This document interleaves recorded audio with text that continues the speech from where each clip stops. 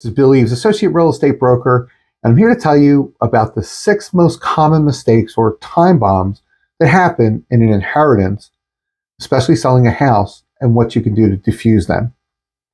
The first one is inaction. You know this one. It's uncomfortable to ask your parents about their estate plans, and it's not comfortable for them, so they just respond, oh, look at the time, I'm late for bowling. They don't even bowl. You don't want to sound like you're intruding on their affairs, nor do you want to sound like you're in a hurry for them to die so you can get a cut of their stuff. But it is important for them to have a will and name an executor or executrix, including a backup. I'm not an attorney, so please see an attorney for this. So time bomb number 2 is caregiver conundrum. We've seen this. Adults move back in with their parents to be their cook, nursing aide, chauffeur, gal Friday. At times it's a good gesture. Parents want to give the adult children a larger piece of their estate when they're gone. If you're the caregiver, you may want to have this conversation with your siblings in advance, especially if your parents are going to change a pre-existing will. Again, talk to an attorney about this. If you don't have one, I can provide a couple of really good ones for you. Trust issues. For parents or for executors who have some control over how things are distributed in an estate, if you have an heir who's less than responsible with money and you want to make sure that their inheritance lasts them, you could include it in your will or have it put in a trust with distributions to the heir. A trustee would handle that, and on this one, you definitely want an attorney just to make sure it's done right. Time bomb number 4 is when you have a blended family. That's becoming more and more common. Let's say you're remarried and you want to leave your estate to your wife and your children, but not necessarily your stepchildren, for whatever reason. Well, first thing is, don't assume your spouse will distribute your estate the way you want after you're gone. You got to put that stuff in writing, and this is, again, another place where a trust can come in very handy.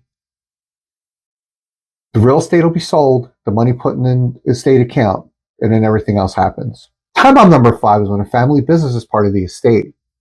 Well, this one's kind of like a caregiver conundrum in that, let's say one member of the family worked in the business, the other ones didn't.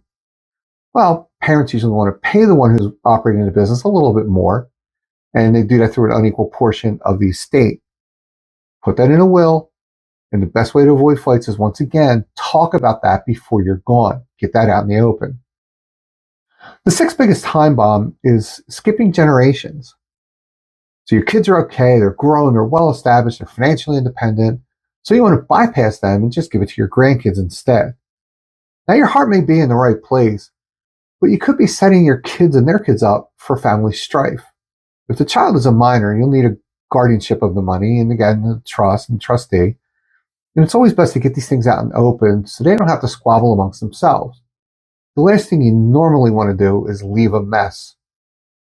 Now, as an associated broker and realtor, one of the things I see quite often is when an adult child lives in the house and the rest of the kids have grown up, moved on.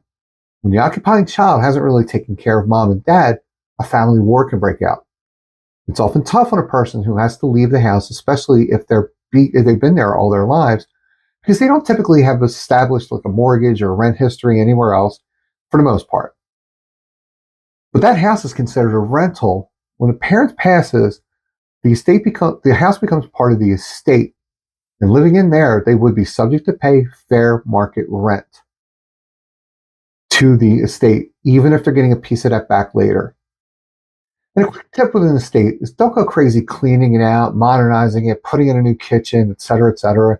You'll never get your money out of it unless you are in the trades business, can do the work yourself, and get the material at a steep discount.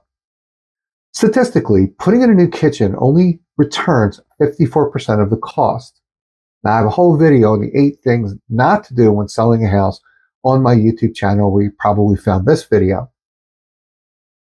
So again, thank you for watching. This is Bill Eaves, Associate Broker and Realtor with eXp Real Estate in Bucks, Montgomery, Philadelphia area, and also in Cape May County down the shore.